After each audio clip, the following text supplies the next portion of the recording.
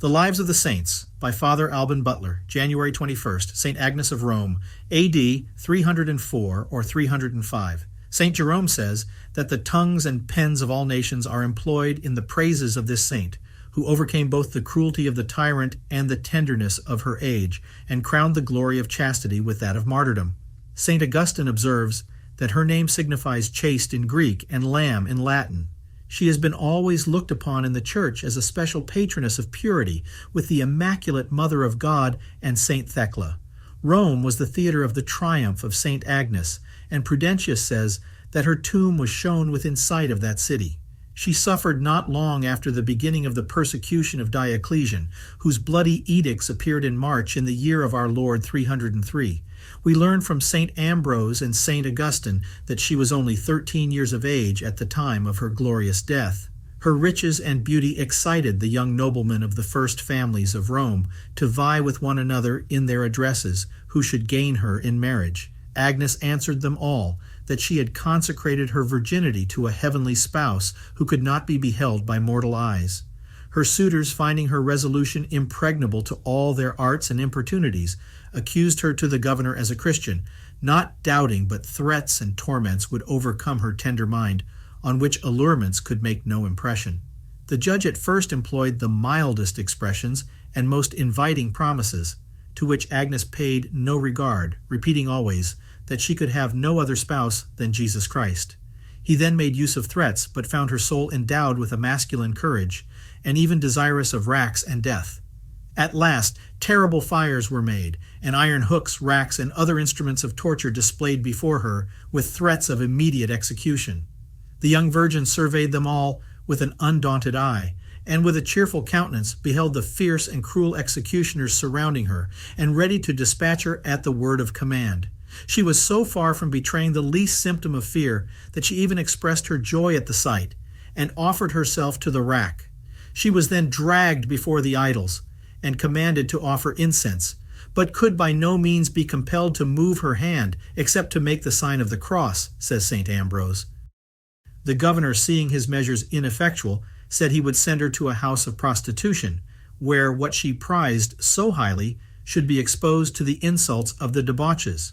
For Agnes answered that Jesus Christ was too jealous of the purity of his spouses to suffer it to be violated in such a manner, for he was their defender and protector.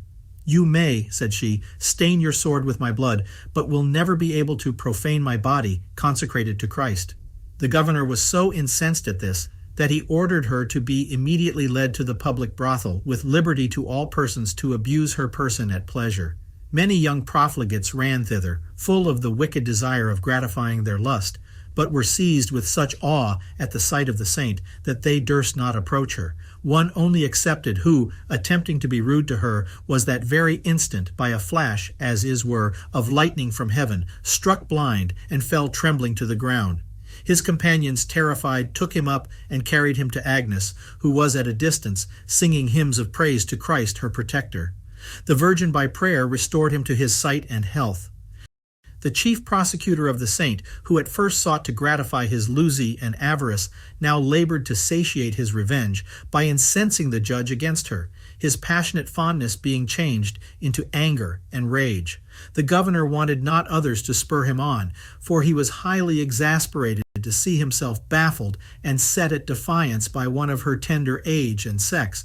Therefore, resolved upon her death, he condemned her to be beheaded. Agnes, transported with joy on hearing the sentence, and still more at the sight of the executioner, went to the place of execution more cheerfully, says St Ambrose, than others go to their wedding. The executioner had secret instructions to use all means to induce her to a compliance, but Agnes always answered she could never offer so great an injury to her heavenly spouse, and having made a short prayer, bowed down her neck to adore God, and received the stroke of death. The spectators wept to see so beautiful and tender a virgin loaded with fetters, and to behold her fearless under the very sword of the executioner, who with a trembling hand cut off her head at one stroke. Her body was buried at a small distance from Rome, near the Nomentan road. A church was built on the spot in the time of Constantine the Great, and was repaired by Pope Honorius in the 7th century. It is now in the hands of canon regulars, standing without the walls of Rome, and is honored with her relics in a very rich silver shrine, the gift of Pope Paul V, in whose time they were found in this church, together with those of St. Emerentiana. The other beautiful rich church of St. Agnes within the city, built by Pope Innocent X, the right of patronage being vested in the family of Pamphili, stands on the place where her chastity was exposed.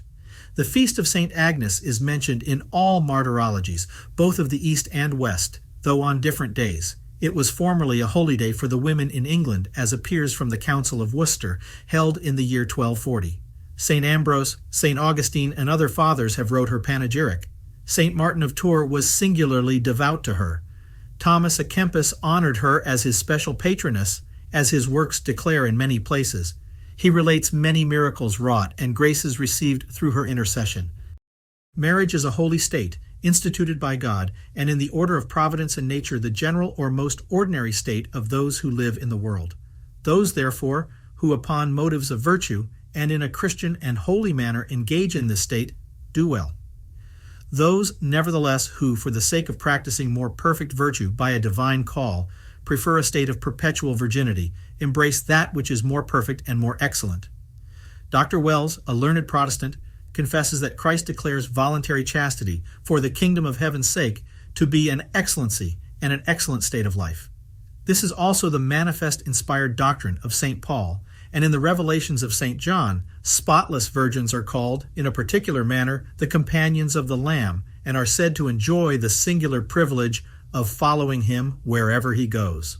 The tradition of the Church has always been unanimous in this point, and among the Romans, Greek Syrians, and barbarians, many holy virgins joyfully preferred torments and death to the violation of their integrity, which they bound themselves by vow to preserve without defilement, in mind or body.